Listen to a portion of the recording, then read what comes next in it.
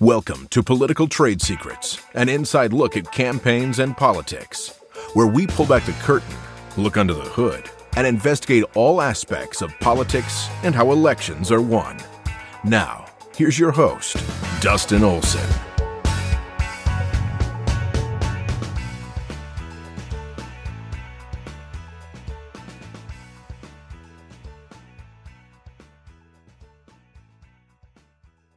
And welcome to Political Trade Secrets. I'm your host, Dustin Olson. Thank you to everybody who is joining us here from across the internet. We are live on 12 different platforms all across the internet right now, and we really do appreciate you taking the time to join us here today for this very important conversation. We're going to be talking about the census. The new census numbers are out, and the redistricting that's going to be starting now, and what it means for congressional maps across the country coming up in 2022 and beyond. And we have a barn burner of an episode for you today because we have guests that are top experts in the field all across the country joining us for this conversation. First, we're going to be joined by Alan Phillip of Patriot Pathways. He is really one of the top redistricting experts in the country that I know. I've known him for 20 years, and he really is the guy who knows how the process works and is going to be letting us know how that what we should be expecting. And also, he's been a real reformer when it comes to redistricting. He's going to be letting us know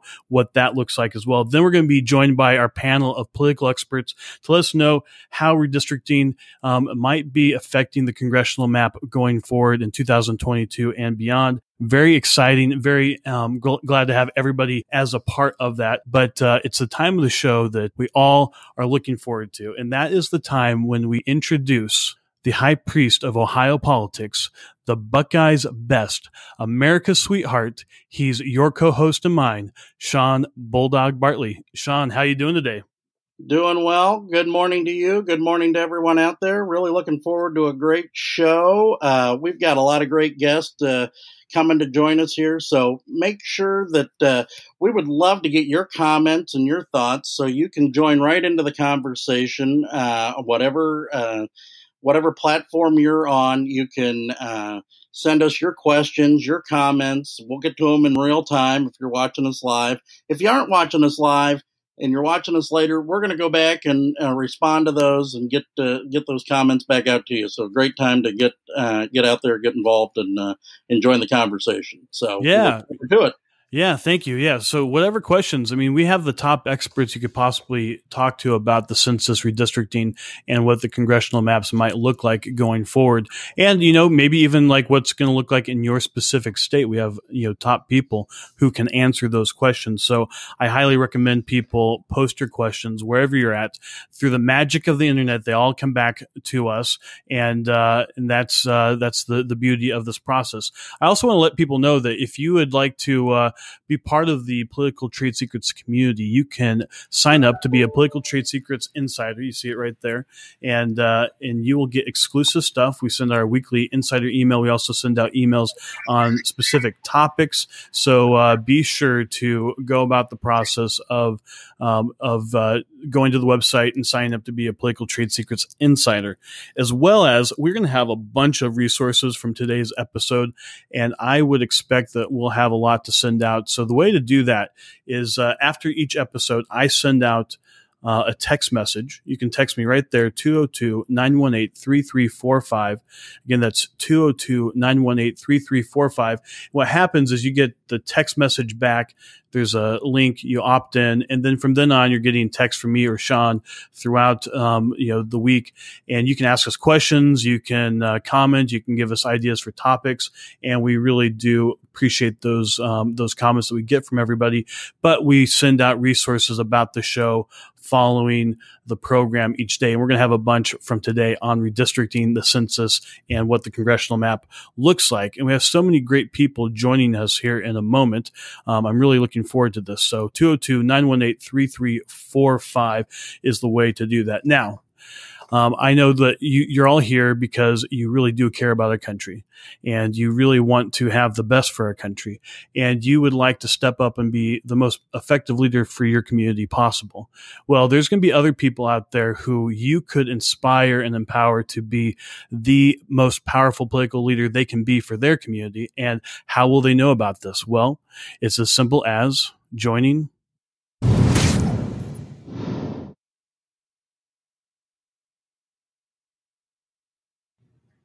So join the share force, make a difference, reignite American patriotism. It's as simple as right down there. You see it. If you're on Twitter, it's a retweet. If you're on Facebook, it's a share. Any way you can do it, carrier pigeon, it doesn't matter. You can share this program, and who knows who you might inspire to make a difference in their community. And you'll be the person who helped make that happen. So thank you to everybody who's been a part of this program. I want to mention our sponsor, Grassfire. We have Grassfire right here if you'd like to join us at Grassfire. So Grassfire specializes in canvassing, petitioning, and live calling. It's really the grassroots methods that you can use to really put your best foot forward to be able to communicate to as many people as possible throughout your community to get your message heard and have people that you can be proud of that they're representing your voice in the community. So highly recommend people go to grassfire.us and schedule a complimentary consultation. And we really do hope that you do check them out. So, Sean, I'm looking forward to this conversation today. And what would you like people to know as we go into the next part of the program? Yeah, well, we've got a lot of great guests coming on. We've got a lot of experts in the field, as you mentioned before, and what we're going to be doing here, we've got legislators coming from across the country. We've got a expert panel that's going to be talking about the politics and the fallout of this. But first, we have Alan Philp, who is an architect and proponent of the Colorado Ballot Initiative's Y and Z. He's a leader of the Colorado Neighborhood Coalition, which is a 501c4 nonprofit who's dedicated to success of YNC and to create fair, constitutional, and competitive maps. He's a former Colorado Republican Party executive director, former regional political director to the Republican National Committee. He's a principal at Patriot Pathways and a founder and co-founder of numerous political firms. And as I mentioned before, he is an expert in the redistricting process, not just in Colorado, but across the country. And so I can think of no better person to bring in to start talking about how redistricting works and what these things mean, like the truncated period that people are going to have to do to draw the maps. Yeah. Well, I'm really looking forward to that. We're going to get to Alan in just a second. And then following that, we're going to have our political panel. We're going to talk about the congressional map. We're going to have former commissioner and former Colorado Republican House leader Mark Waller. We're going to have former NRCC executive director John Rogers and Matt Wiley, who is a well-known in the Northeast and New England part of the country political strategist. We're going to be giving their ideas as to what this is going to mean for the country. But without further ado, on with the show.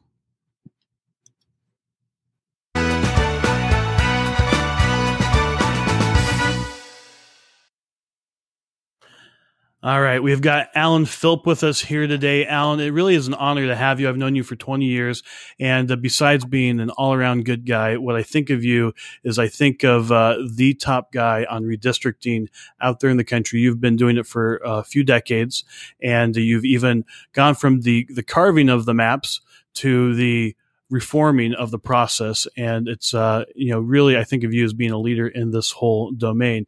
So welcome to the show and thank you for being with us. Hey, Dustin, Sean, thank you so much. Apologize for the camera dysfunction here. I guess this is what happens when you got a face made for radio. So, well, nobody believes that. And anyway, but thank you very much for being on. And one of the things that I'd really like to get your thoughts on, because you've been through this process a few times, And if you could just let people know a little bit of your background and the experiences that you have, so they have an idea of really the wealth of knowledge that you bring to this, and maybe even how that has informed your being a leader on the reform process. Yeah, thanks, Dustin. This is my third decade of redistricting. In 2001, I was part of Governor Owens's administration and headed up his redistricting efforts in that decade. In 2011, I had just finished up with the Republican National Committee and laid a lot of the groundwork for about 10 states with for on redistricting in 2009, 2010, and then 2011 focused on redistricting in Colorado. Once again, kind of led the effort for the Republican side. And then going into 2015, I think there was a real zeal to reform the process in Colorado. A bipartisan effort took shape. And we were able to pull together eventually amendments Y and Z to the state constitution.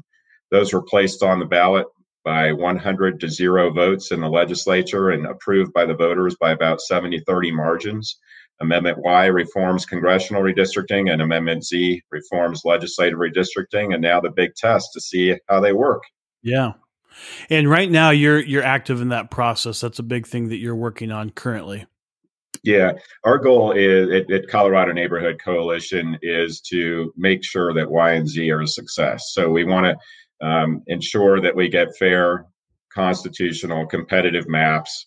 And that started with making sure that we got a lot of good applicants for the two commissions, and now trying to promote common sense, community of interests, and so forth, and competitiveness. How do you measure competitiveness is a major issue because that is part of our Constitution now. Yeah. Yeah, and I think that is something that that a lot of folks, a lot of commissions in particular, are grappling with. Particularly the places that have that in their constitution, like that they need to create competitive maps. The why is that important? You know, when the voters approve this, why is that important for the process, particularly there in Colorado? Well, I think some states take different states take different approaches to this. Some forbid the utilization of any political criteria, so you can't look at registration, performance, and so on and so forth. In Colorado, we took the tack that we wanted more competitive districts. I think that there's a good argument to be made that locking most seats in for one party or the other is not good for the Republic. And why is that? Because if you have a safe seat for a Republican or a Democrat, they view their constituency as the primary electorate as opposed to the general electorate. And so that pulls them to the extremes, and we get more and more polarization over time. So you're obviously not going to get every district to be competitive. In fact, some of the more aggressive maps in Colorado that I've seen have gotten to about a third of the seats that are highly competitive in the House and State Senate. But you know, more competitive seats probably yields a more collaborative atmosphere down at the state capitol, and yields more representatives that are looking out for broader constituencies. Yeah, and you know, that is also important when people are looking at we've got people tuning in from all across the country. Why is it important that with the gaining of a congressional seat here, that be a consideration that the panel's looking at, the independent commission? Yeah, so in Colorado, with the 8th congressional seat, and again, every state's a little different, but our commissions are forbidden from taking incumbency and existing lines into consideration. So they start with a blank slate, and they can't look at where the incumbents live. And then they go to drawing the lines based on various criteria. So, for example, you have the mandatory criteria that every state has to follow: roughly equal population, Voting Rights Act, contiguity. And then our Constitution in Colorado stipulates political subdivisions, counties and cities, keep them whole, communities of interest to the extent possible, keep them whole. The next after that is compactness, draw compact districts. And then finally after that is competitive districts. So everybody talks about competitiveness, but it is not one of the top tier criteria. So you're going to have 2, maybe 3 seats out of 8 in Colorado that are competitive. You're not going to draw 8 competitive seats. But getting the commissions to focus on it, drawing at least a couple competitive seats where possible is going to be one of their goals and objectives. So I'm curious. You mentioned, of course, you've been doing this for a few decades, and that's a lot more experience than most people have going through this process. And what have you learned over the 3 decades from each redistricting to the next? What changes have you seen? What has kind of been a common thread throughout that?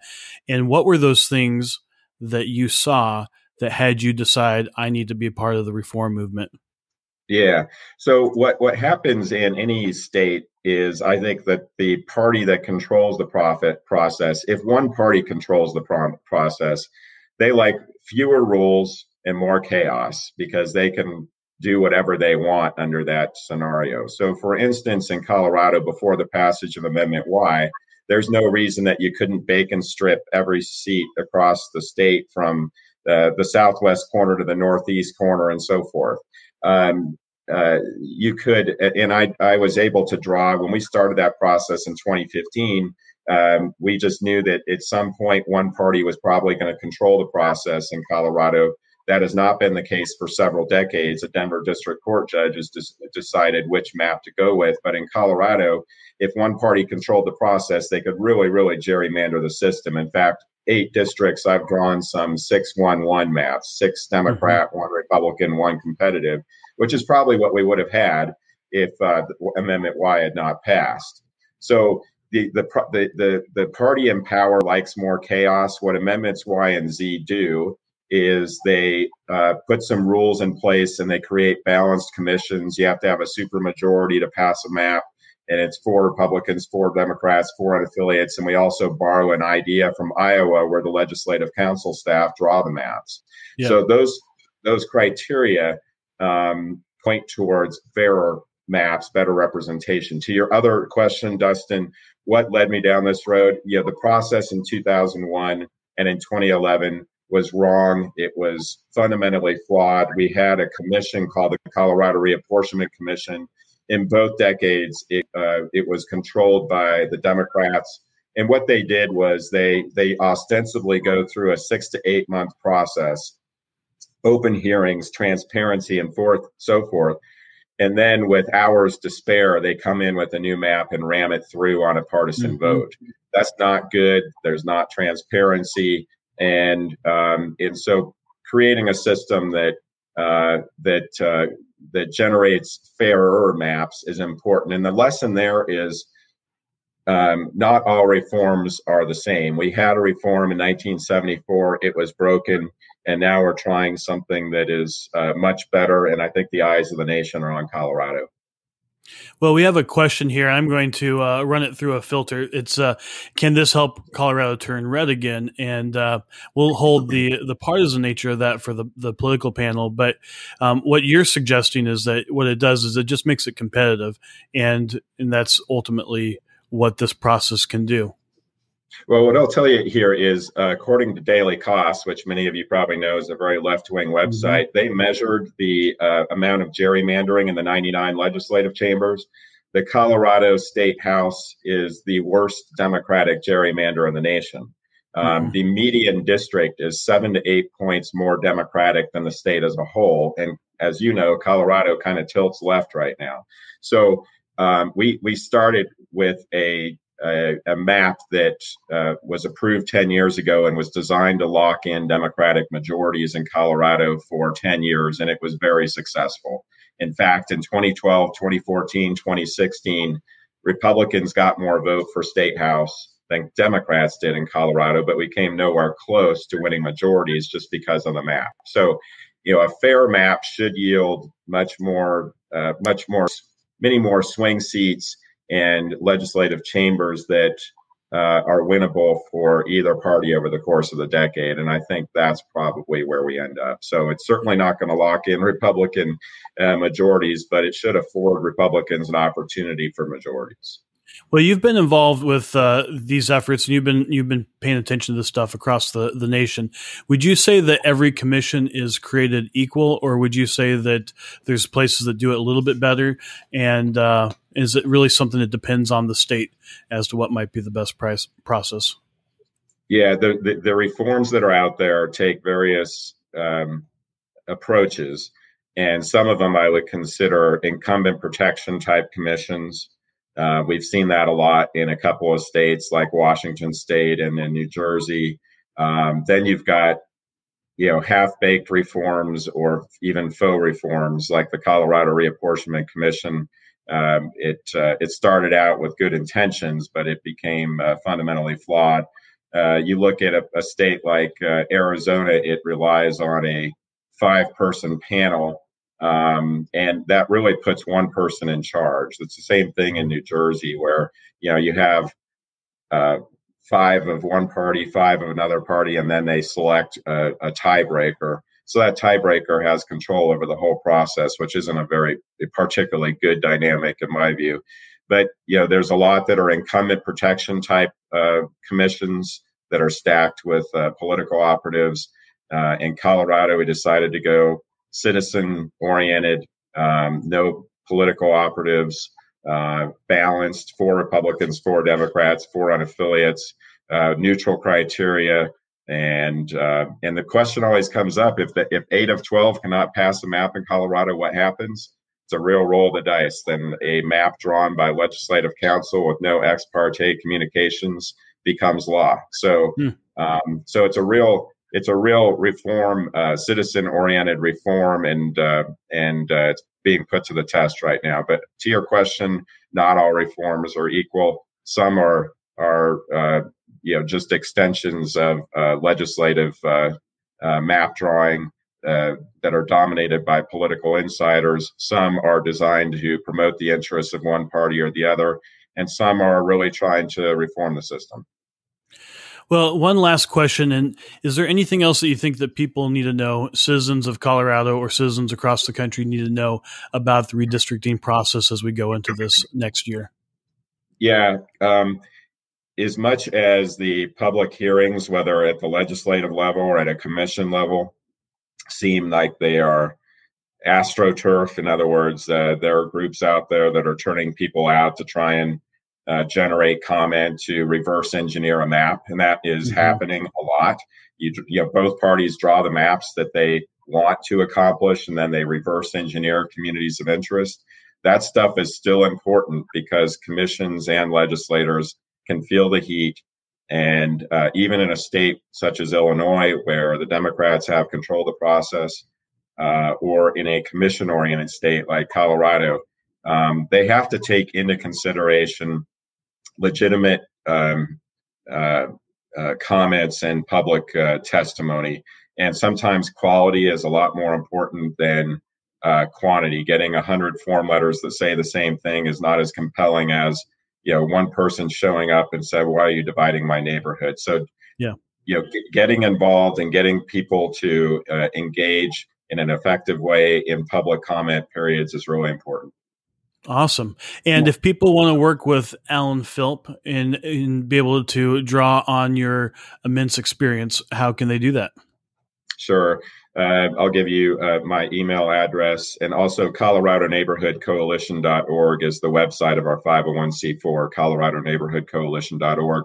But Alan Philp, and my last name, just take note of how it's spelled, 5 letters, P as in Paul, H-I-L-P, but it's A Philp at patriotpathways.com. So, Dustin, Sean, thanks so much for the opportunity. Awesome. Well, thank you very much. We appreciate it. Take care. Yep.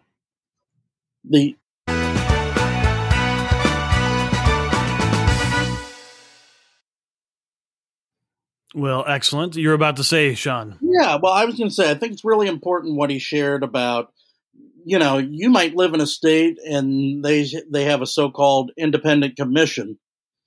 These independent commissions are not created equal. He also got to another trick that they try, which is, oh yeah, we've been floating this map for 7 or 8 months, and we've got 48 hours left. Here's the new map. And no chance to actually get the feedback or response from that.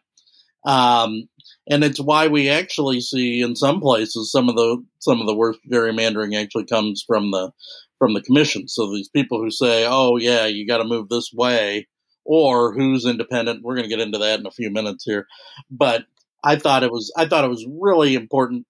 Really just getting down to what redistricting is and kind of how that works as well. And I thought he did a great job of explaining it for folks that might not be too familiar with that in our audience, and even ones that are really being able to get an idea of what's going on. So.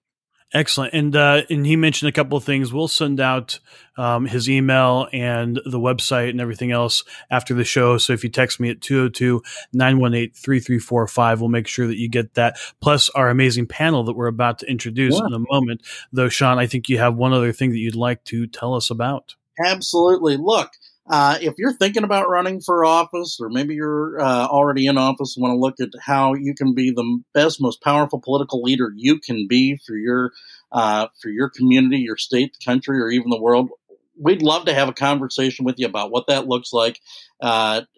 Reach out to us at olsonstrategies.com. It's OLSON strategies.com. You can email me. It's Sean, SEAN, at olsonstrategies.com. or Dustin at olsonstrategies.com. New maps are going to be coming out in every state, and so we want to make sure that we'd love to talk to you about how that affects you and how we can be of most help as you're considering what office you might pursue or might pursue next, and how that impacts you. So we would love to have that conversation with you. Awesome. Well, thank you very much. And I'm really excited about the political panel. We're going to be having the political panel that we're going to talk about what does all this mean, the redistricting, the census, how it's going to affect the congressional maps going forward in 2022 and for the rest of the decade, of course.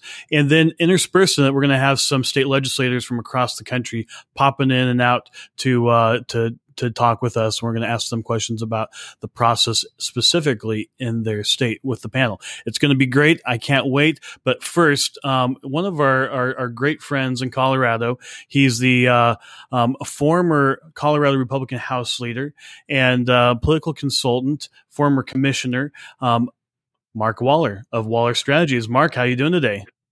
Hey, I'm doing well, Dustin. How are you? Awesome. All right. Then we have the former NRCC executive director and the pollster and media consultant extraordinaire at Torchlight Strategies, John Rogers. John, how are you doing today? Doing great. How about yourself?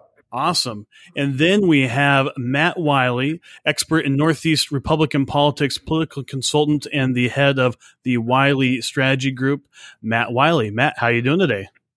I'm doing great. Good to see you guys.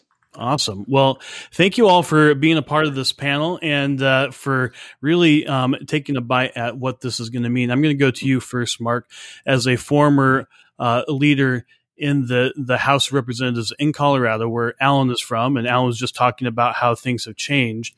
You were actually one of the people in leadership in the last redistricting in that state in 2011.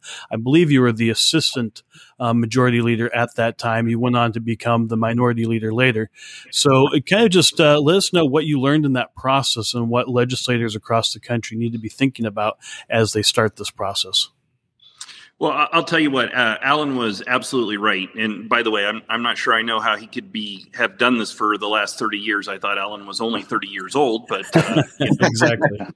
But Alan's absolutely right. He is the expert when it comes to these redistricting issues in Colorado. In fact, we've had numerous discussions over the last few years, and YNZ are going to go a long ways to fix some of the problems that we had. Because I'll tell you what, in 2011, it was an absolutely horrible process. Everybody knew that, well, this was supposed to be some sort of independent commission that was going to determine these maps. Everybody knew that this was going to end up in front of the courts, and it was actually going to be the courts that made the final determination. And that's exactly what happened. You know, we talked about delivering the maps at the very last minute. You know, in Colorado, constitutionally, you have a requirement to deliver those maps at a certain time so they can be ready for the next election cycle. You have to know where you live if you want to run for, a legislative district, a congressional district, or something like that, right? So constitutionally, there's a mandate that says you have to have these maps ready by a certain date. And so what the Democrats did, who controlled the commission at the time, they did is they sat on the maps. They sat on them in 2011, deliver them at the last moment. Obviously, there are legitimate constitutional challenges to these maps. So what do we do as the Republicans in the legislature? We challenge the constitutionality of the maps. It goes back to the Supreme Court, the state Supreme Court. The state Supreme Court says, yep, you're right, Republicans. There are some constitutional issues with these maps. It goes back to this Democrat-controlled commission. What do? They make them even worse. But this time, when it goes back to the court for the challenge, and I know this happened because I'm friends with one of the justices on the Supreme Court, or one of the justices at the time on the Supreme Court, and we had a discussion about this after the whole process happened. But the maps then go back to the Supreme Court, and the court has no choice but to approve them to meet those constitutional mandates in terms of timing to have the maps completed. And when they did that in 2011, here's some of the atrocities that were a part of the ultimate maps that were decided. In those maps, in the state legislative redistricting, they drew 8 Republicans into 4 districts. Mm-hmm. So people that were currently sitting in the legislature, whether it be in the Senate or the House, they drew those people into the same districts together. So, they, for instance, the majority leader, right? Yeah, absolutely. The majority leader in the House, that happened to it. It actually happened to it. Ended up being the Senate President, Bill Cadman, got drawn into a district, which is kind of interesting. That was my Senate district. And I always like to say that there were that district includes the east side and the west side of town. And of Colorado Springs, and there are about 200,000 people that live in the middle there that aren't a part of that district. So, when Alan was talking about Colorado being one of the most gerrymandered states, it makes absolute and total complete sense to me. Yeah. I'd like to go to John now. And John, you're the former executive director of the NRCC, the National Republican Congressional Committee. And I think you were there early on, probably in the last redistricting, but really in the top leadership. I would imagine even in 2018, you were preparing for this redistricting and thinking about it already. So tell us kind of from that perspective of the National Republican Congressional Committee, what people should know about redistricting.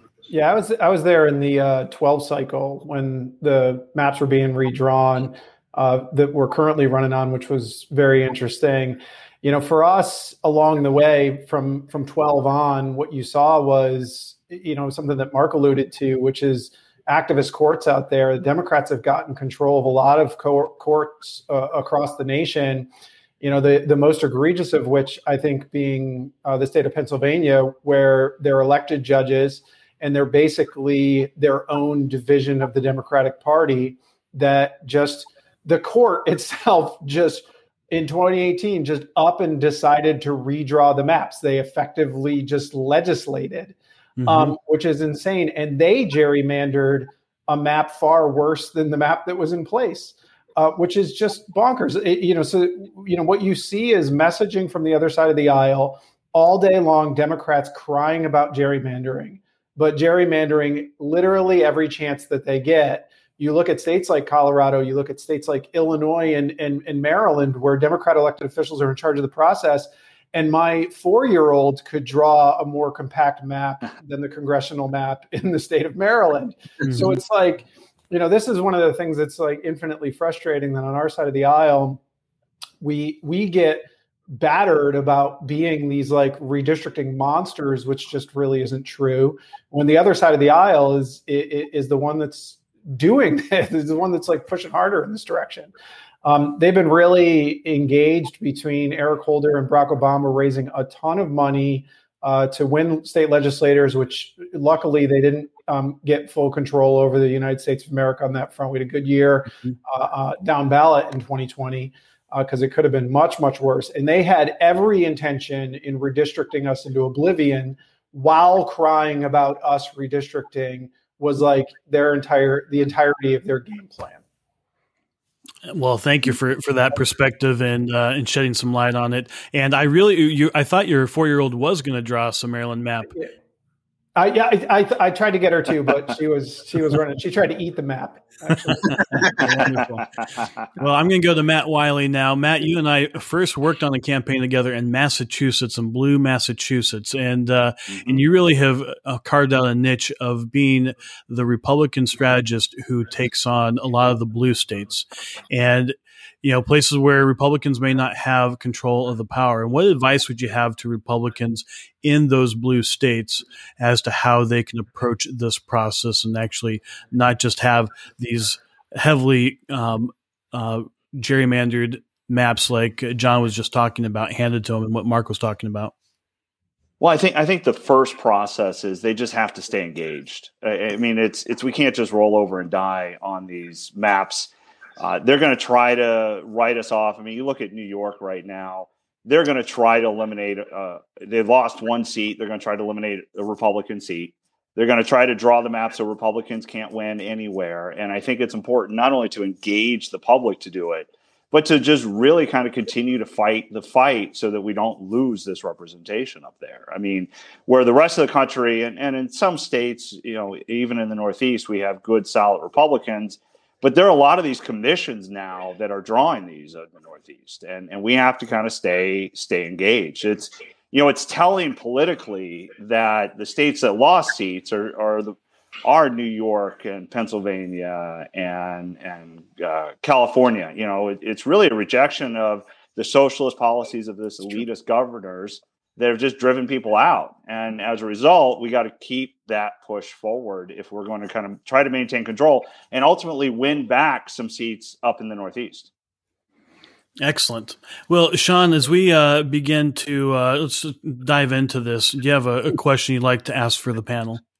Yeah, well, one of the things we talked about were the independent commissions. But what are we seeing out there right now with the gains and the losses in seats? What does that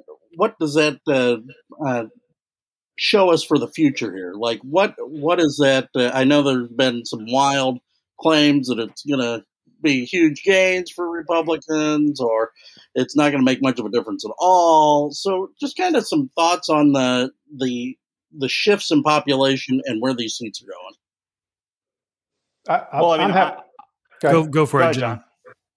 Yeah, I'll jump on that. I'm in the camp of I think we're going to see a little net change overall when you go state by state and just run down the change and who actually controls the process. Like Matt was talking about, there's technically an independent commission in New York, but there's a trap door in there that has been triggered. And the Democrats are going to go and try and lay waste to us out there. Mm-hmm. If you listen to the Democrats, they will say that Republicans are going to redistrict their way into the majority, and it's not fair, and they're a bunch of monsters. But the reality is that that's going to bounce out because Democrats are going to redistrict us in New York. They're going to do that to us in Illinois and a couple of California, even though that's a nonpartisan redistricting commission. That'll be magically more Democrat than it was before in a state that's losing population. So, I think that the net of all of this is going to come back to be rather flat. I see it as, somewhere between -1 and +2 is my best guess. Yeah. Yeah. So I would agree with that. I would agree with that. I think, again, you look at a state like New York, it's the Republican districts are so Republican right now that when they just sort of carve them out, then we're just going to lose ground. Even though the state lost the seat. And I think Pennsylvania, you're going to see a lot of that too. They're going to draw the lines so that the losses in those states are not Democrat losses, they're Republican losses. Yeah. Well, so how about you, Mark? I was going to say on the other side of it, as the state receiving the seat, it doesn't necessarily mean that seat's going to become, if New York loses a Republican seat and that seat comes to Colorado, it certainly doesn't necessarily mean that seat's going to be a Republican seat when it gets here. And I agree with both Matt and John that this is going to be the changes are going to be less significant this election cycle than we've seen in the past. And it may be the movement of these seats from one state to another may be, just what happens to keep the Congress, the U.S. House of Representatives in control of the Democrats, because there isn't going to be a whole lot of movement in seats otherwise. And this may be what keeps Nancy Pelosi as the Speaker of the House. Yeah. So so I'd like to get from everybody who you think are the winners and losers overall. Maybe it's the people of America. I don't know. But Matt, who do you say are the winners or losers of this whole process? I think, as I've said on this program before, I think all the really bad ideas come out of New England. Mm-hmm.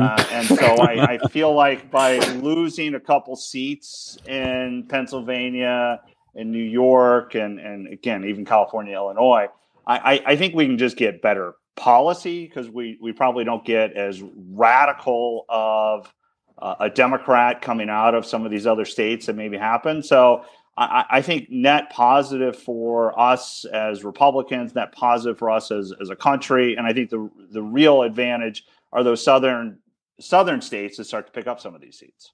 Yeah. Any losers, any big losers in this that you'd consider? I think we're going to lose potentially some good Republicans out of the Northeast. Yeah.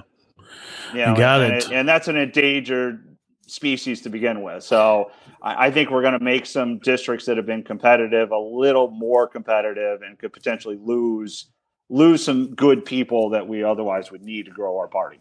Yeah. Well, how about you, Mark? Who are the big winners and the big losers in this whole process? I think sort of overall, when you think about it, the states that are gaining a seat, I think, tend to be, are winning more, where the states that are losing seats are probably losing more.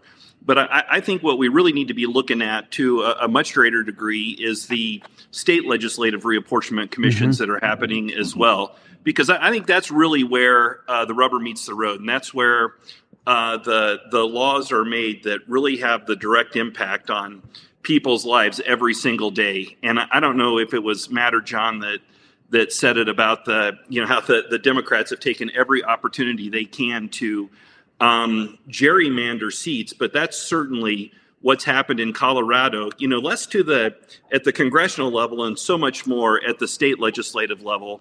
And I think that's, caused our state to go in a policy direction where all of Coloradans are losing right now. Yeah. I got that. How about you, John? Who are the big winners, big losers?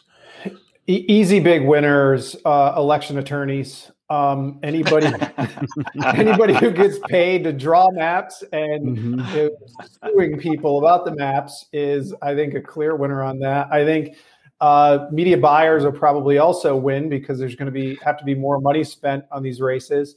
On the loser side, it's probably anybody on either side of the aisle that is toward the center, because as people get, as a sitting member, either Republican or Democrat, that is more moderate, even though they may not be moderate, but maybe more moderate, gets new turf, that opens them up to a primary challenge from the left or the right. And so that, you look at, 10 years ago, there was the Blue Dog Caucus, and that doesn't exist anymore. Yeah. So it's basically anybody like that is probably, the in that category for me. Now, Sean, you're a Buckeye. Yeah. And you guys are losing a seat, and just kind of shed some of your wisdom on what that might look like for Ohio. And I know, John, you keep touch on that quite a bit, but what should we expect in Ohio? Can I jump in there? Yeah, sure. And Sean, if you're thinking about running for office, you should reach out to Olson Strategies. That's right. And you should email Sean at Olson Strategies. Yeah, just email Sean at olsonstrategies.com if you're thinking about running for office in Ohio, Sean. That's a great idea. That is great advice. This is one of the places where I see retirements and as being an important distinction here, because generally in a lot of places how these things work is that it starts with, okay, where do the incumbents live? and then it kind of is determined. And when you're losing a seat, it's who do you want to hurt in this situation? So it's an interesting situation here in Ohio. I think I would have thought all along that right now we have a 12-4 Republican split in Ohio. I came in thinking that you probably end up 11-4 at the end of the day. I'm less of that now. Tim Ryan is running for U.S. Senate. He was the most endangered Democrat of the four. Mm-hmm. We have a special election replacing Marcia Fudge, so you're going to have somebody who will have been there very little time. So there are some things you can do to draw that district a little differently. So, I mean, I think it is quite possible and feasible to have a 12-3 map, and it also goes to the shift of the state politically. Mm-hmm. So there is one where I think if I were doing back of the envelope math a month or a month and a half ago, I would have said it's probably a place Republicans lose a seat. I think it's a place that Republicans could gain a seat or in the aggregate. Yep. Yeah. Well, so you're saying Ohio's not a reform-minded state like Colorado? Well, we did pass reforms, and Democrats are certainly going to have more of a voice than they've had in past elections. But I think it goes to John's point, which is at least at the congressional level, we have not drawn what I would call punitive maps to. I think you could have very easily made the case 10 years ago to be 13-3, or as opposed to 12-4. And 20 years ago in particular, I mean, Sherrod Brown is in the U.S. Senate because Republicans chose not to draw a seat. I mean, they drew a seat that he could easily hang on to in 2002. So that, and there are plenty of theories on that as to why that happened. And Ted Strickland, they both ended up surviving. And Ted Strickland had even lost his seat in the mid '90s and got it and won it back. So there were certainly ways to draw either one of those seats to have less Democrats in Congress 20 years ago and 10 years ago, respectively. But anyway, there's a little history lesson. Yeah, that's great. So something that Alan Philp mentioned as we were having the conversation with him, he talked about basically the astroturfing and how it's already ramping up. There's money being sent all over the country. And I'm curious from each of your perspectives, both from the right and the left, what are you seeing as far as these groups that are getting active? John, I think you mentioned the Eric Holder groups and whatnot. Like, what's actually happening with that? And what do you guys see as actually the impact of that? And what should voters be ready for? I mean, they've just built a giant Rubik's Cube of what goes on in every inch of the state. They went through and targeted specific state legislatures that were in charge of drawing maps. They went in places where the legislatures aren't in charge of drawing maps, and if there was a way to put a ballot initiative together to get there to be some independent commission, they not only did that but also rigged that commission in a way that benefited them.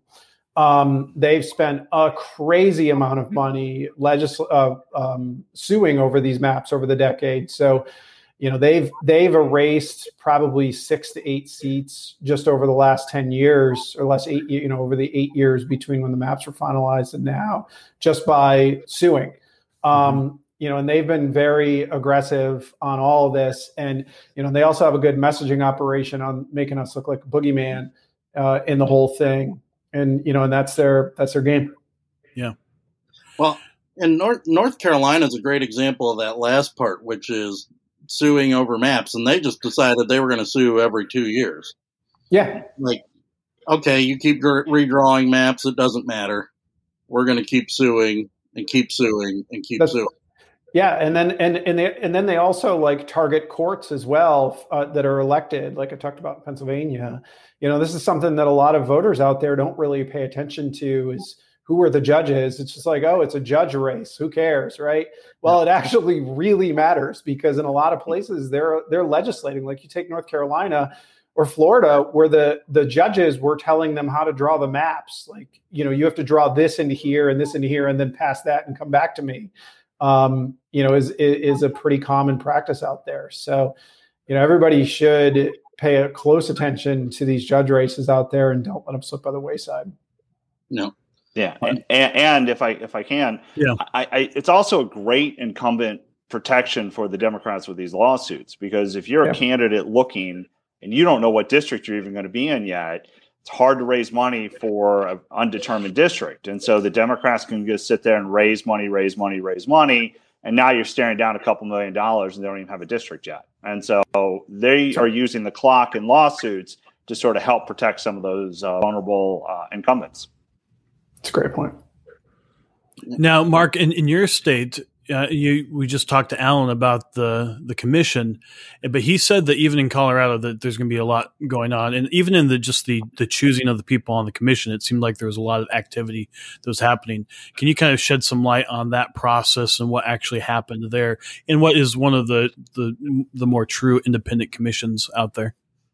Well, and I've talked to Alan about this numerous times about when they were kind of putting this whole Y&Z campaign together and trying to figure out how to make this, how to make Colorado a little bit more competitive.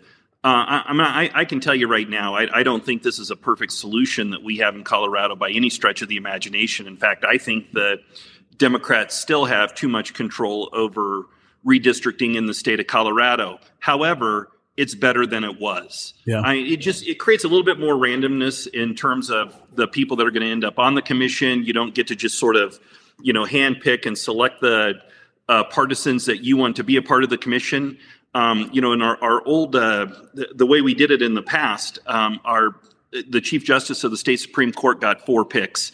That actually turned into a very partisan process.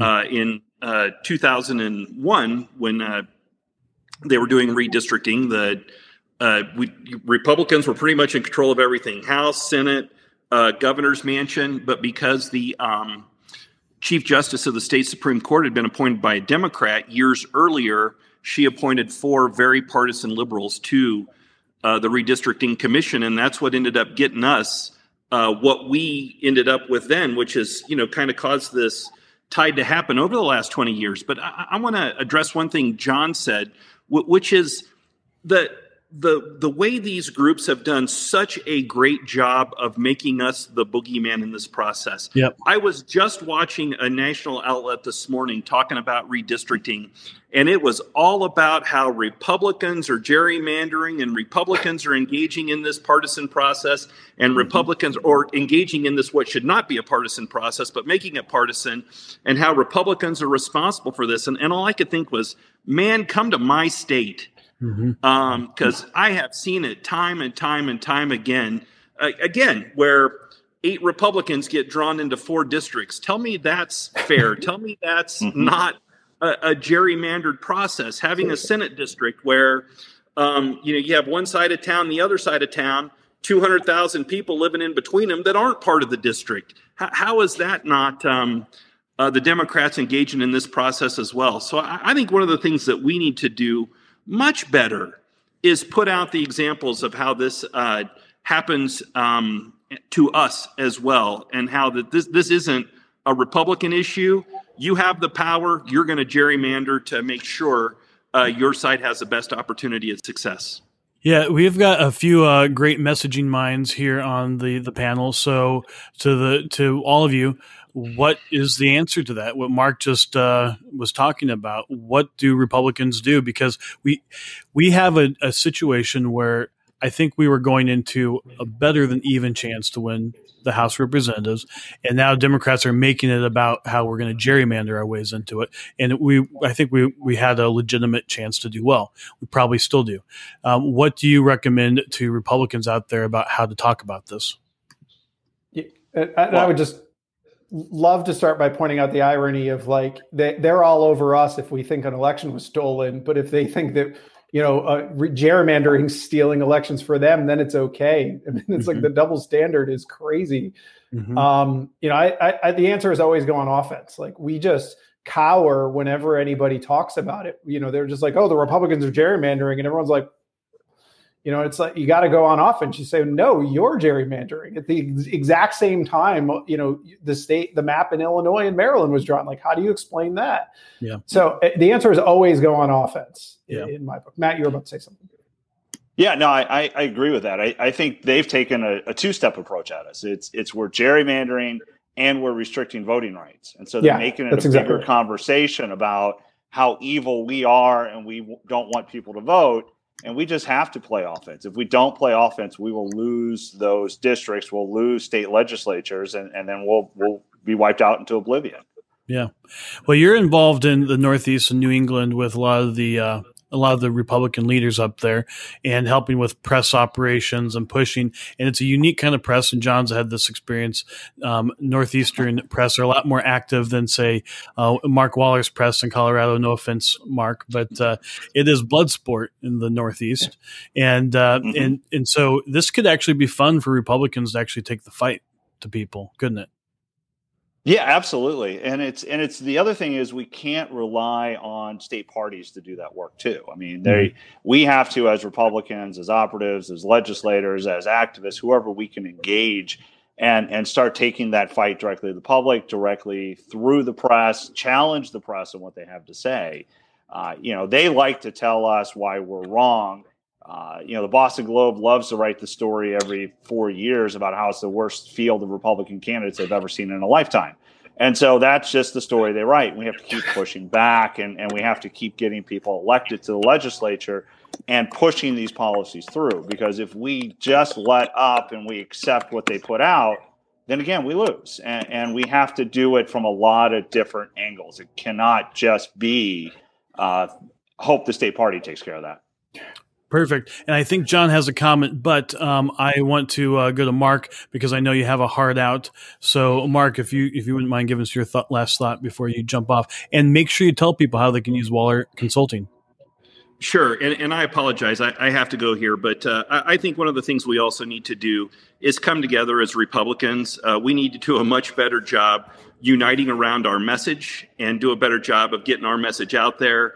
As Republicans, I think we're a little fractured and disjointed right now, and I think that makes it difficult for us to put these kind of messages out there.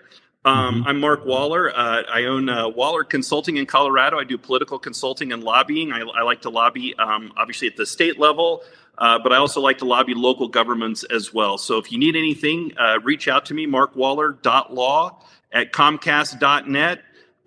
Search me out on Facebook, Twitter, or LinkedIn and connect with me, and I'd love to talk to you. Thank you guys so much. Awesome. I appreciate it. Thank you, Mark. Appreciate it. And we'll make sure Thanks, that Mark. we send out all of your contact information to everybody on the text chain as well.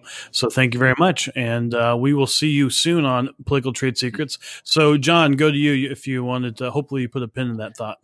Yeah, I think one of the interesting things is, like, every 10 years, the Republican Party is a natural ally in the NAACP, because you often see the Democrats taking advantage of that community and just taking their voters and just splitting them up just to divide out, Democratic votes into other seats. And yet they want representation in their community because they have a community of interest.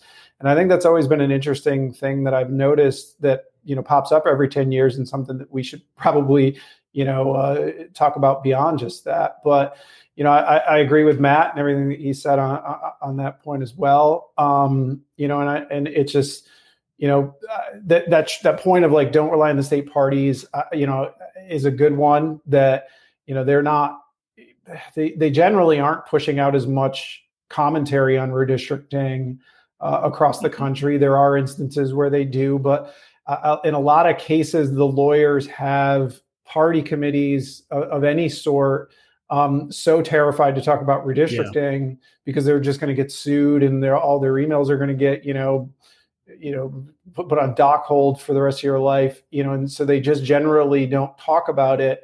But, I think that there needs to be a bigger comms operation. And if I can, I also totally agree with Matt on that point of them coupling this up with voting rights, and how, you take a look at what happened in Georgia, a bill that legitimately expanded voting options for people and closed a loophole that was opened last year during COVID.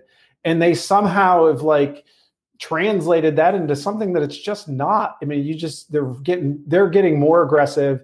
They're getting more hyper on offense. The press is also just not even trying to be fair anymore. Like they are just putting out their talking points and reverberating them to the point where now corporations, without even really reading bills or looking at details, are now making political statements and taking political actions. It's just like, what is happening out there, people? Like our side of the aisle needs to wake up and get aggressive. To Mark's point, like we got to unite. Whatever went on, wherever you are on any of that, like we have a common enemy, and these people are coming for us, and they're getting more aggressive, and we need to unite, and we got to start taking this fight to these people because, what they're doing, and I'll borrow their term, like what they're doing is just not fair. Yeah. Well, even just a year ago, even those of us who thought that they were pretty aggressive, I don't think any of us would have expected where we are today in the level of pushback. We're a few old guys here who've seen a redistricting or two. And I'm curious if maybe part of it is for the state parties and the other operatives out there that some of them may not have been around before. And then to your other point, John, that there's also the lawyers do give a lot of guidance. And we'll be talking to some, at least one or two state legislators. And I'm curious as to what advice you both would have to Republican legislators as to how to talk about this, to be on offense. But what are the things that you do want to make sure that you're careful about so you don't cause yourself problems?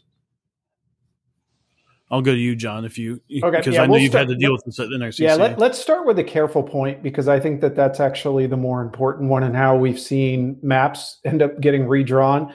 If you're a state legislator, don't email about this stuff. Like, come on. Like, how many times have we seen this movie where, you look at Florida and like Texas, geez, like all of their emails were written in the Tribune and, were posted in the Tribune talking about like things that they wanted to do and to different communities and whatnot. Like email is definitely not the place for this. Pick up the phone and call somebody.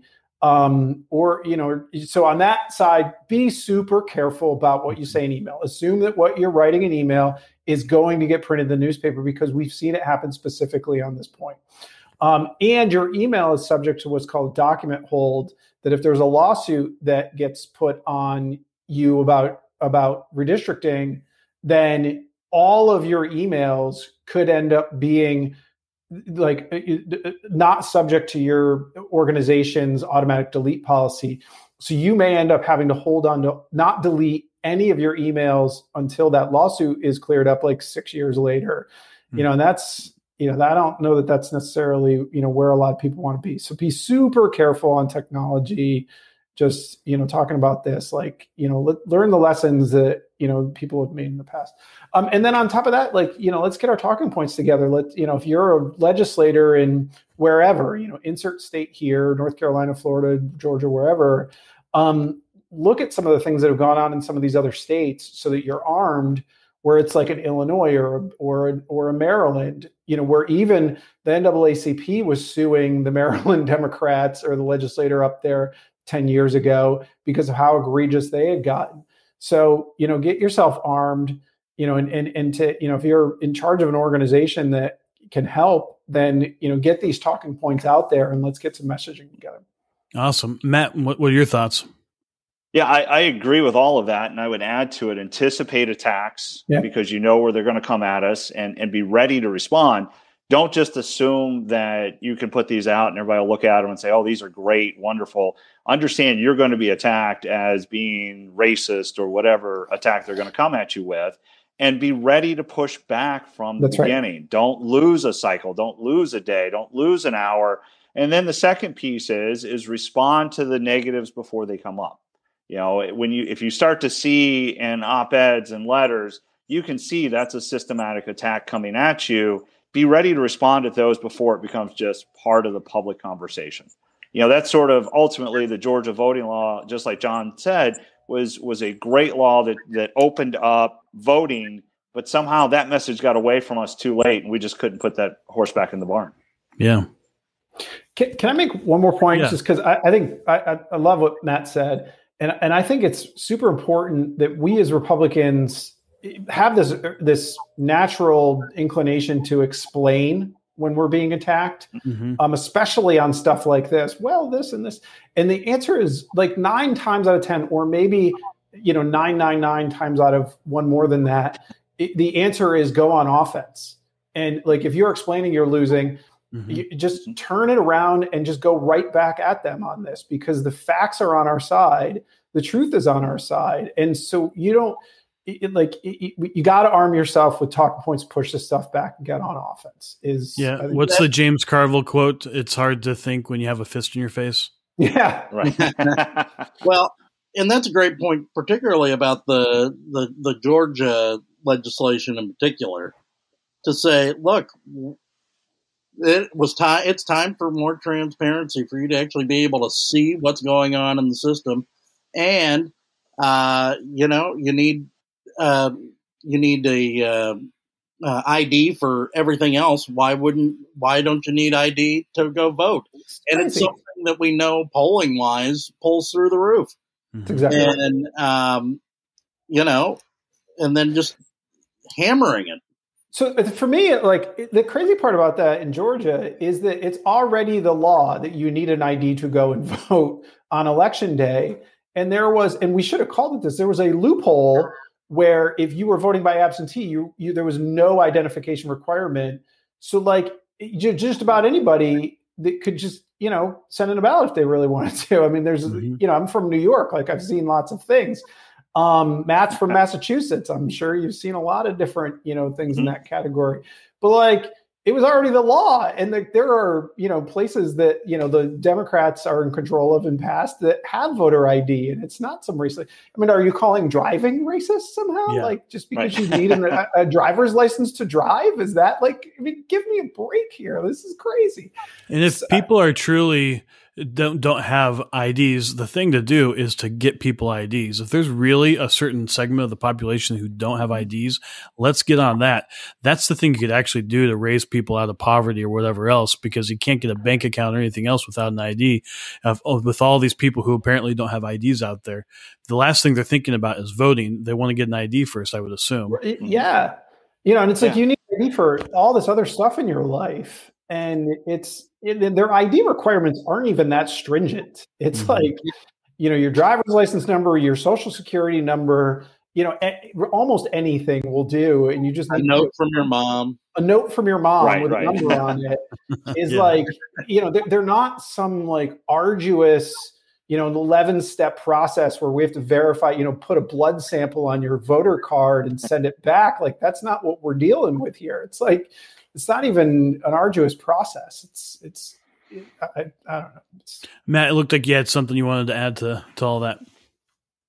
He's absolutely right. And I have seen a lot of those just craziness that happen up in the Northeast. And then on the flip side, like I've seen what happens when, like New Jersey last year, where they just decide to mail ballots to everybody who at one point in time was registered, and the mess that claimed. And so, where this sort of comes into play here is as the Democrats continue to change the rules of this game and attack us for things that would make voting more accurate and more responsible, they're using those attacks to kind of, again, be able to sway it in their direction. Yeah. Well, it's interesting. I find this amazing. We've been told that you can't question any of the counts. You can't question anything that happened here, but we've got Governor Cuomo who'd like to question the count of the census, and says Minnesota, you should willingly give up your congressional seat so that we can keep ours in New York. What when you hear this, first off, I've never heard of that happening before, like actually challenging the census to try to get a different count. But, just what are your thoughts on that?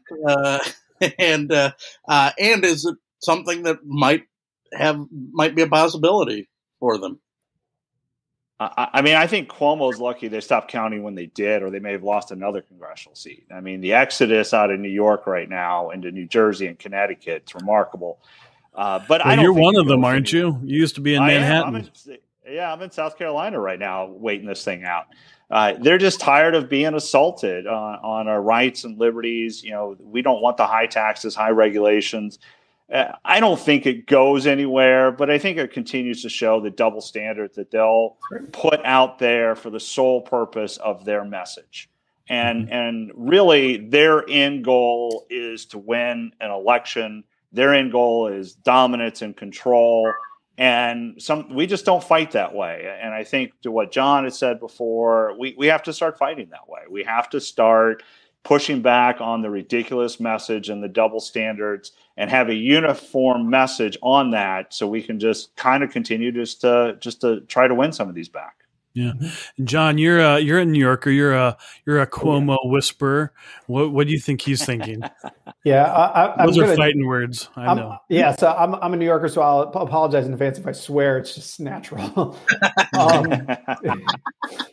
So, and you guys are getting me fired up here too. Yeah, look, he's obviously got deep emotional problems, and he has a different set of standards, both politically and personally, on how he just manages his own life and his politics. And I think he's just completely out of touch with the realities that he is sleeping in a bed of his own making, not to get into his whatever things go on in his personal life, but the metaphor version of that.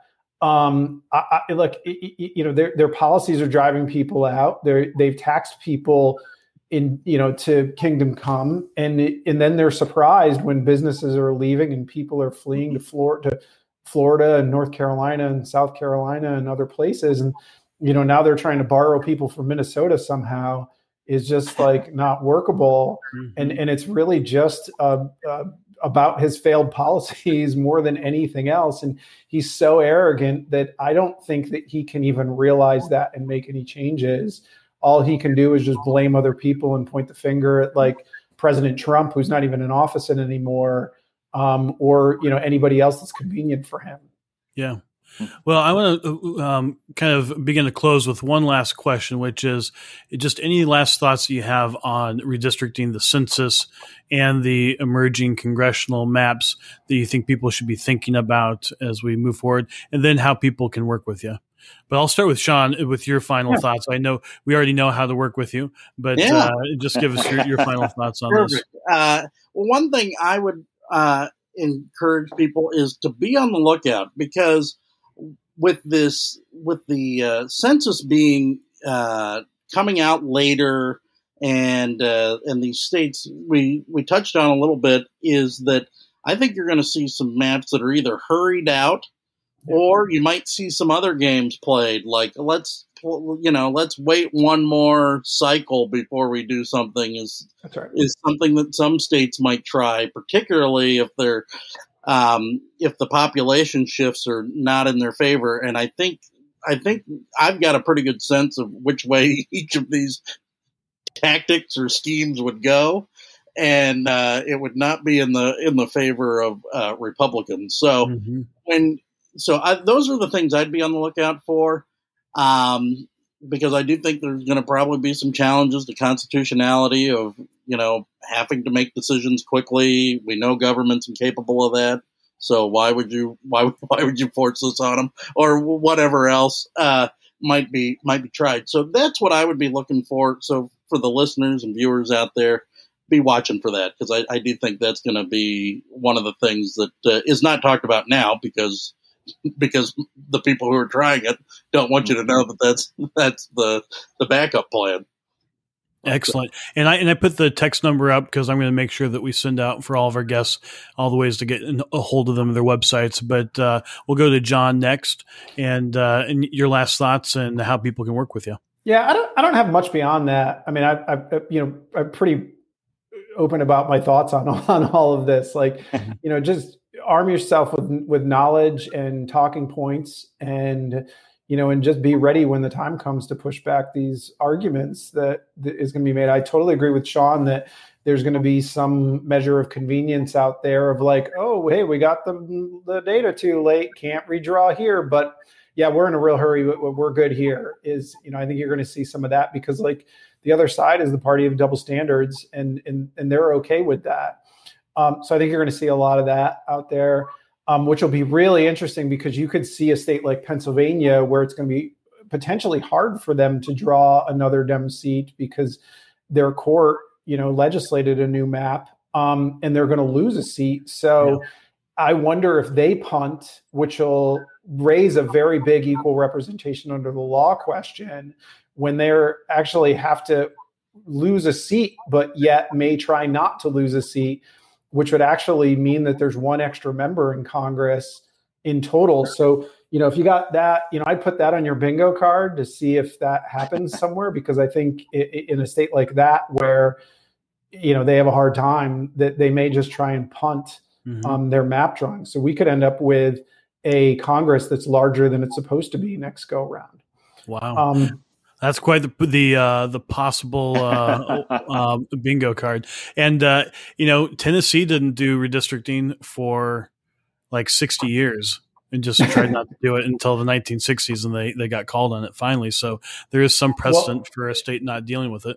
Yeah. West Virginia does whole counties and they couldn't last time, but yet they did anyway, I believe, which was an interesting discussion 10 years ago. They're losing a seat, so that'll be interesting to see if they do end up splitting or not, which I think they'll probably have to make the math work. So that'll be an interesting state to watch in my book. Yeah, and people can work with you at torchlightstrategies.com, right? That's right. Yeah, we're a lot of fun. I mainly focus on polling and data things. So if you need a pollster out there, give me a shout. It's jr@torchlightstrategies.com. Again, that's John Rogers, jr@torchlightstrategies.com. Give me a shout if you need some help out there. Awesome. And how about you, Matt? Your final thoughts on how people can work with you? Yeah, I would say watch the legislatures, push the legislators to do the right things, draw the maps, play offense. Some of these state legislatures are going to be our last and best line of defense against what the federal government's trying to do. Whether it's pushing H.R. 1 and changing the way we vote to all the different craziness that's also in that bill. There's going to be a big fight there. And I think we need to stay on top of that one as well and make sure that they're doing their job, if you will, of pushing the information out. A lot of those guys are just there and they think people are going to see it and see that it's right and not necessarily do the fight. And I think you have to push there. And then I think from a congressional level, we do have a lot of opportunity this cycle to get the majority, but it's only going to be a big fight from now until November of 2022. And we can't let up a single day. Yeah. And if people want to work with you, how should they reach out to you? Email me, matt@mattwiley.com. Kept it easy for everybody. Awesome. That's perfect. And I'm going to ask one last question because it just based on your guys' answers. Is it possible for Republicans to totally screw up this whole redistricting battle such that even though we could do well in 2022, we actually lose ground? One thing I could see coming is the Democrats, I think they're taking Georgia and amplifying that. They'll probably find some others. It feels to me like they're trying to make it okay to get rid of, and I use okay in air quotes. They're trying to make it okay to get rid of the filibuster, to push like an HR 1 or worse through and just like reshape everything in a way that is most convenient for them, under a false pretense of fairness and, probably fake bipartisanship and a bunch of things like that. So I could see them trying, I see them setting all of this up in a way that's trying to justify some big move like that, is how this kind of feels to me right now. Can we just up and screw it up? I don't know. There are some places that don't have appetite. There are like some state legislators, I take Florida, for example, that just don't have a big appetite to get aggressive on redistricting. Like those maps, when you look at it, all look like a map. Like it doesn't look like a squiggly line like the Dems did in Maryland. So there are places that just don't have the, that have never been aggressive on that front. They've never been, they've really never had an appetite. And, and because of that, like, could we have 2 or 3 more seats in Florida? We maybe, but that's just not been the way that they draw. But is that like all going to compound in a way where this, nets out like -4? I doubt it. I could see it getting to -2. And beyond that, it starts to get to be a little bit of a stretch for me. Excellent. Matt, your thoughts? Yeah, I agree. I don't think we'll completely screw it up. I think what'll happen is we won't be aggressive enough. We won't in the places where they attack us. My fear is that we sort of cower back and not push back the way we should. And as a result, we may lose some things that we shouldn't have. But you take, again, New York or Pennsylvania, there's just not a lot of room. And so we may lose a seat there along the way, but probably net gain somewhere else. So I'm not sure there's like a big, massive way to screw that up. I think going back to John's first point there is where we screw it up is we don't realize the dangers of an HR1. We don't realize the dangers of DC statehood and everything that they're trying to do. And we see these all as one-offs, but the reality is it's all part of a plan to kind of completely reshape everything. And we sort of get caught months too far down the way, and we've already lost this battle. And I think that's the big thing we have to watch out for. Well, thank you both for the wisdom and for the strategic insight and for sharing everything. And people should check out your firms. We'll be sure to text everybody your contact information so they can do that. But thank you both for joining the show. Thank you. Thank you. Awesome. It was great.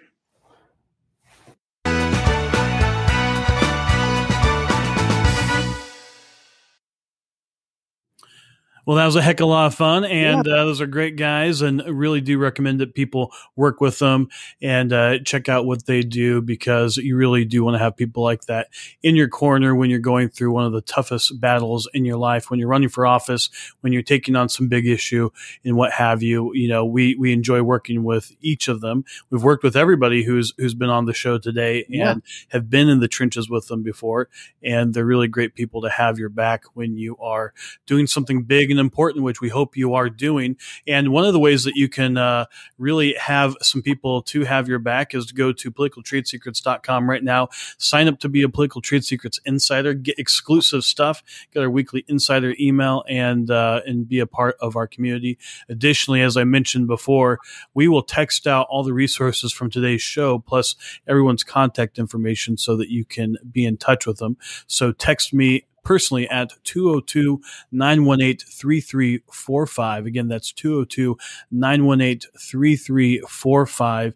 You'll get a text back as a link. You opt in. Once you opt in, you're getting a text directly from me or from Sean. You can ask us questions. You can communicate with us all day long if you want to, or just get the daily reminder of the show. Whatever you want, you can do that, but we'll send out the resources for the program. So Sean, this was a really, I hope people got a lot of insights from today's program. I really did as well. We had some great minds come together and really upped my level of understanding on redistricting and what to expect in the next 2 years. What are some of the things that you got from it? Yeah, I thought it was a great conversation. I thought it was really informative, being able to get that from a lot of different sources and outlooks on this. I think really having the former legislator perspective and what they saw happen. And that is something that can happen in state houses across the country. And John Rogers alluded to it, is that Barack Obama and Eric Holder spent a lot of money trying to flip state houses, trying to influence this, and their success was negligible at best. Thank goodness. And it's really a testament to some of the things that we've talked about, that we saw Republicans do well really everywhere across the map and in 2020 and outperform what everybody thought was going to happen. And so and you can. So, and we've talked about, it's kind of hard to explain the current makeup of everything, given what we saw in all of these places. So, what I'm struck by is that, Republicans and conservatism are really maybe American exceptionalism, but Americans really do. The Republicans are in many ways able to defy gravity because Americans tend to be more with us on the issues and on the way they want the country to go. And the other side is, but they're ruthless and they're really fighting to make a lot of big things happen. I don't know if you remember when we were working with a big tech startup several years back, one of the people who left that organization went and started an organization called Flippable. It was a big tech startup itself. And it was all the big tech money, but it was a partisan thing. And it was all about flipping state legislatures. It was an app-based deal, and they were focused on the Virginia legislature and assembly in particular. And they've been very successful there. And they had these things, and I don't know when Eric Holder first started. I think it was 2012 or 2014, was already working for the 2020 census and election cycle. So, this has been something that they've been very active in doing for quite some time.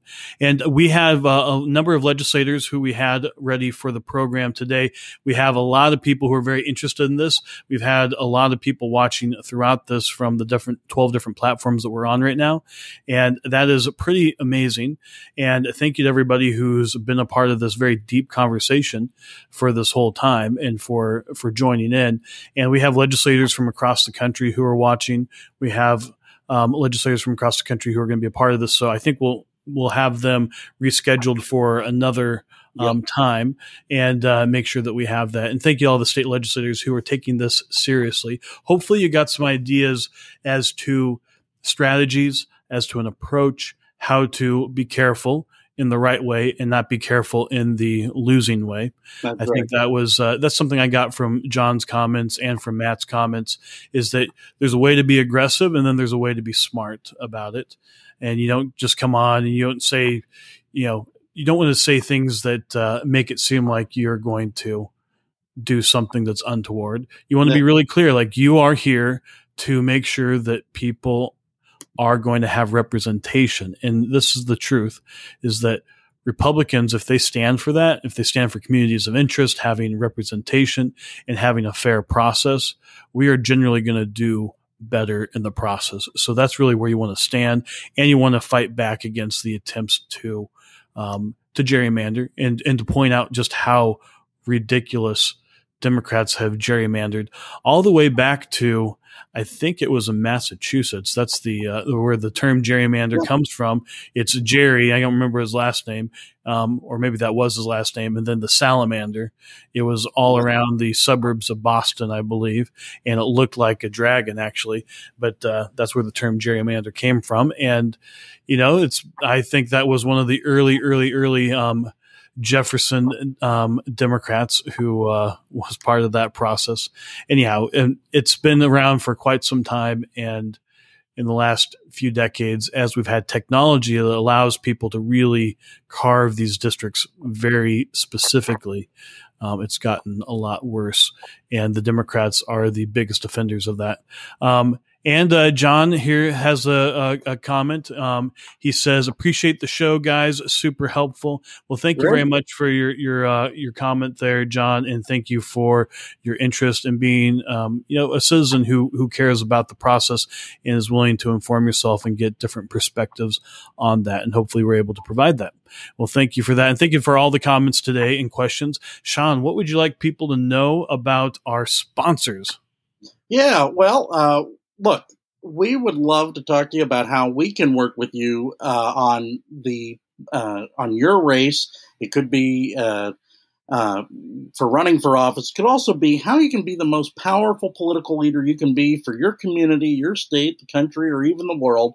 That's what we specialize in at Olson Strategies. It's OLSON strategies.com. You can email me at Sean, SEAN, at olsonstrategies.com. or Dustin at olsonstrategies.com. It's a conversation we love to have. We'd love to get connected with you on that today. And then, and then look, if you are, we've got this right here, your mobile device. It is the way to be connected with people. And so how do you do that? 10centtexting.com, image, GIF, short video right there in the body of the text message. A great way to communicate with voters, a great way to communicate with constituents. Look, Dustin, we talked about today, these maps, they're going to get thrust upon us. We just know it right now. They're going to get thrust upon us with 48 hours to go. And they're going to say, okay, here you go. Well, one thing that legislators can do when they see that they're being given unfair maps is to let people know, let their constituents know that, hey, your communities are getting ready to be split up, that, you might not be in the same district as your next door neighbor. Well, that is something that you can do through 10centtexting.com. 82% of people open every text message they get. 90% of those are open within 3 minutes. So in a timeline where 48 hours, someone might be making a decision on who your representation is going to be. This is what a great way to let them know about it and who they can reach out to make a difference. And so that's 10centtexting.com. But, Alan Phillip made the comment that it's really important that the people do speak up and they are heard, and the organizations, and especially on the right, we need to make sure that we have organizations reaching out to people quickly. And you mentioned the 82%. That's what the research has shown. However, our experience in the last few weeks with these different races in Texas and elsewhere where we've had people voting is that our text messages for the campaigns that we're working with are hitting somewhere in the 90% range, is up to 95% open rates. That's almost unbelievable, but it's real, and we're getting the responses back, and people are able to have a conversation with folks. It is really it's really awesome, because this is a way to actually have engagement and way to get grassroots citizens engaged in the process and to be informed and to do that. And we do encourage people today. And thank you to 10centtexting.com today for sponsoring the program. I know that they reached out to all of the Republican legislators in the country that we have phone numbers for, and that might be why you're watching today, and that's because of 10centtexting.com. Yes. If you opened up our text and you showed up to watch today, well, you know how well it can work, and we thank you for doing that. And they are fueled by Grassfire LLC. If you need canvassing, petitioning, live calling, by far the best petitioning services in the world. These folks focus on integrity, focus on being able to make sure it's done the right way. If there's one place where we've seen a lot of irregularities, it's in the petitioning process across the country, and it's on both sides. But you want to have a company that's really dedicated to the integrity of the process, making sure that once someone signs a petition, that their voice will be heard with their government, because that is a fundamental First Amendment right. Yeah. Well, you make a great point here.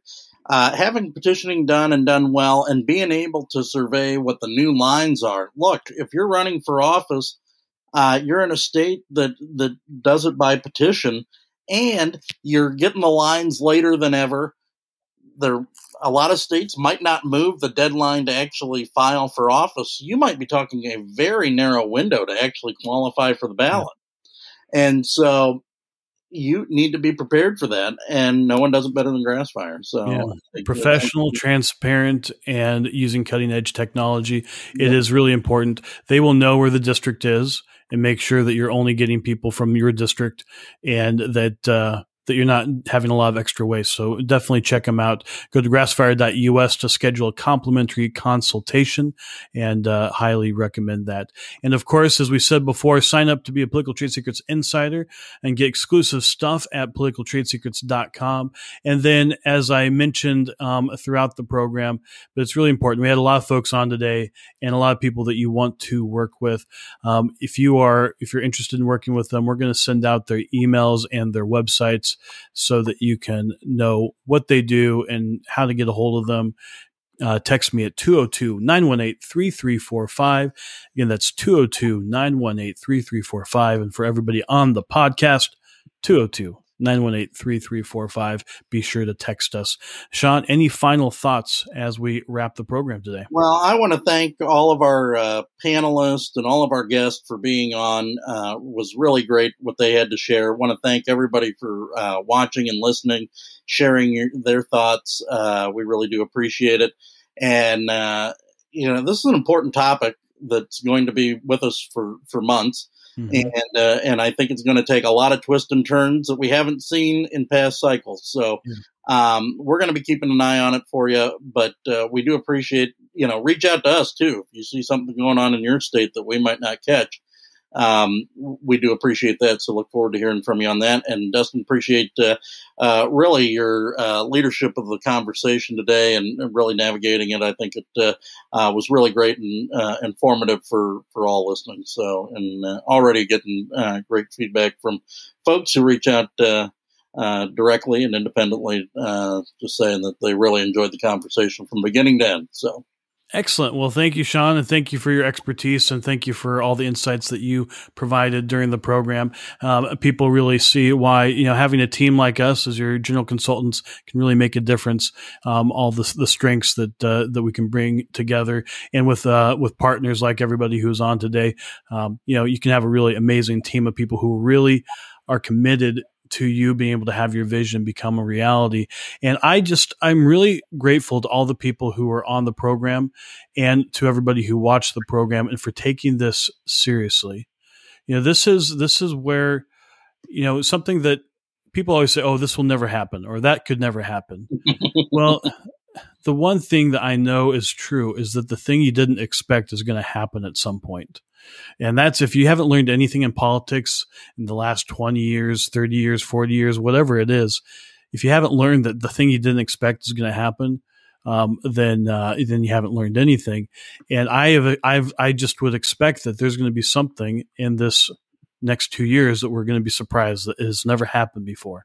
Just think, and it seems like it happens more and more these days.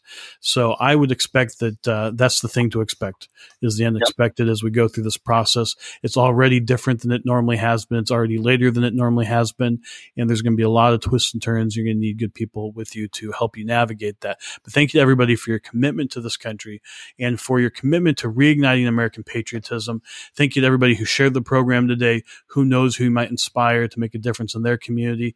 But with that, we will be back tomorrow at 11 a.m. We're going to be pulling back the curtain on the news and politics and sharing some insights on things that are going on in the news, again, just like today. But we'll see you next time on Political Trade Secrets.